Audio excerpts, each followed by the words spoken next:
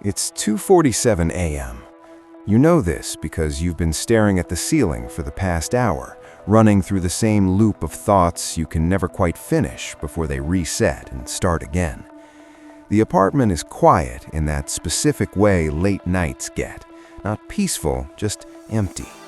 The refrigerator hums. A car passes on the street below.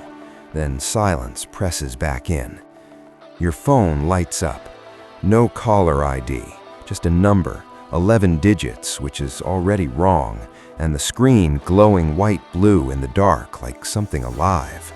You watch it ring twice, 3 times. You're not going to answer it. You never answer unknown numbers, especially not at this hour.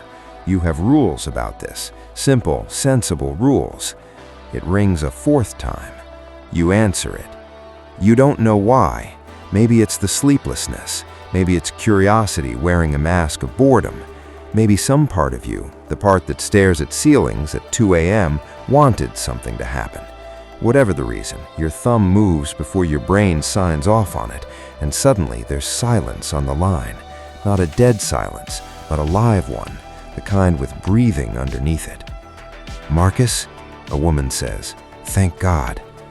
Her voice is low and controlled, but only barely. There's something underneath the composure, something hot and pressurized, like a pipe about to go. You tell her she has the wrong number. Your name isn't Marcus. A pause, long enough to make your skin feel strange. "Who is this?" she asks. You tell her again, wrong number. You're about to hang up. "Wait!"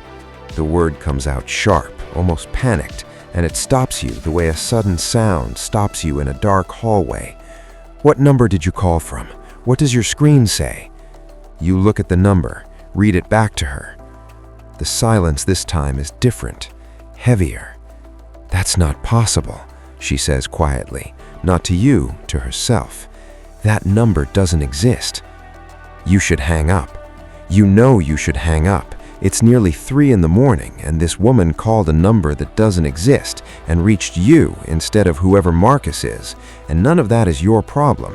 You have work tomorrow. You have a life that functions precisely because you don't insert yourself into things that feel wrong at 3 in the morning. "Are you safe?" you ask. You don't mean to ask it. It just comes out, the word shaped by something in her voice you can't name but can't ignore. She sounds like someone standing very still so as not to be heard. Another pause. Then, "I don't know." She tells you her name is Claire. She tells you she's been trying to reach Marcus for 6 hours.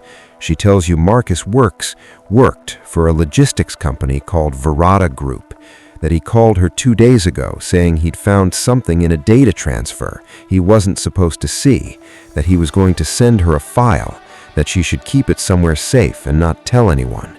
He never sent the file. He stopped answering his phone.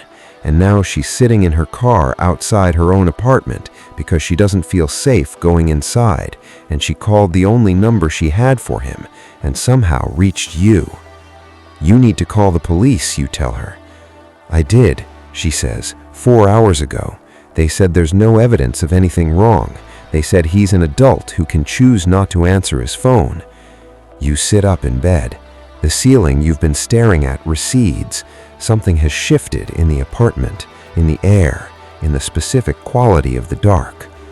"What was in the file?" you ask. "Did he tell you?" He said it was a routing ledger, that money was moving through accounts that shouldn't exist, huge amounts. He said the transfers were tagged with residential addresses, and that when he looked up a few of them, the addresses were... She stops. "Were what?" "Vacant," she says. "Properties that had been condemned, some of them demolished." He said it looked like something was being laundered through ghost infrastructure, through places that technically still exist on paper, but not in reality. You're standing now. You don't remember deciding to stand. "Claire," you say, carefully, "I'm not Marcus. I can't help you." "I know you're not Marcus, but you answered his line."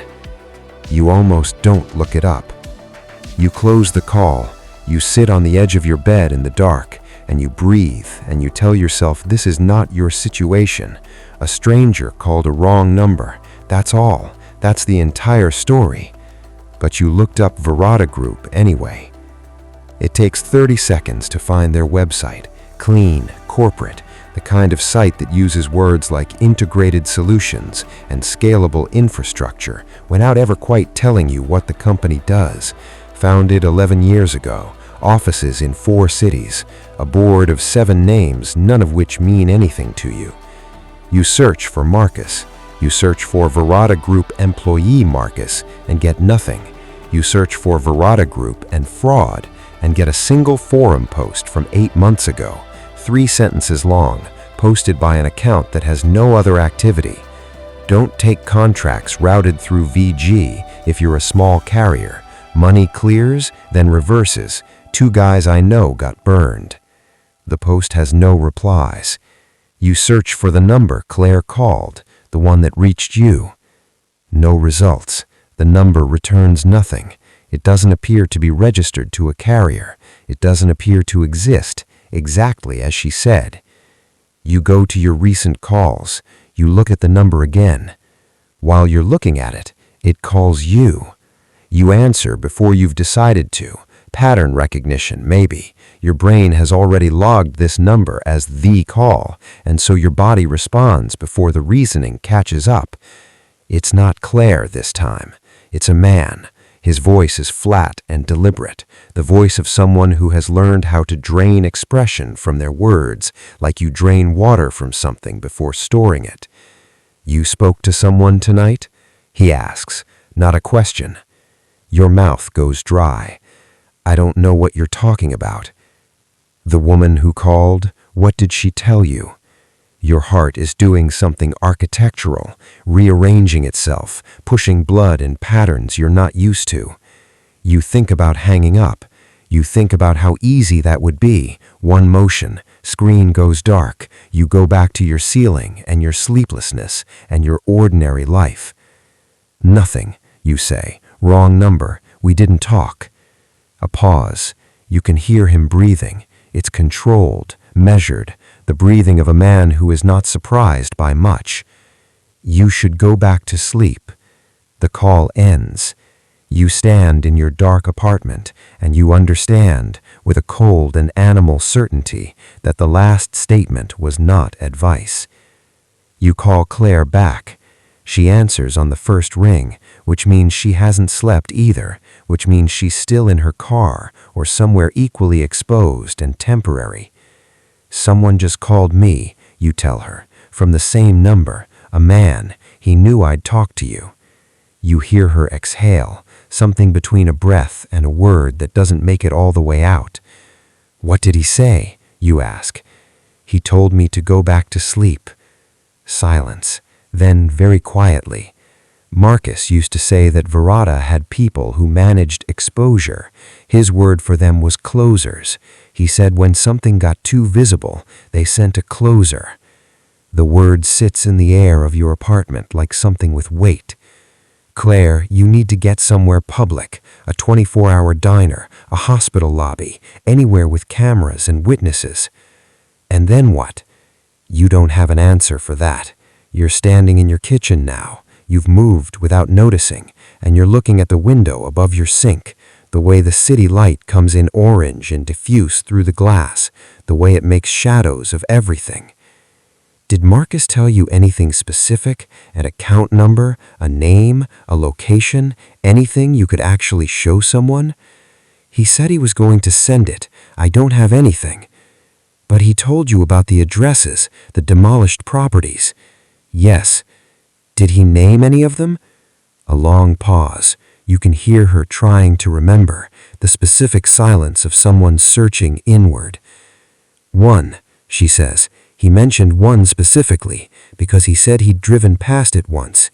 He said it was on Cellar Road, out past the Whitmore Freight Yards, Unit 4 of something that used to be a business complex. He said on paper it was receiving transfers between $60,000 and $90,000 every 3 to 4 weeks. He said when he drove past it, it was a concrete slab, just a foundation with weeds growing through it. You write it down. Cellar Road, Whitmore Freight Yards, Unit 4. Why are you writing that down? She asks. You realize you said it out loud without meaning to. I don't know yet, you tell her honestly.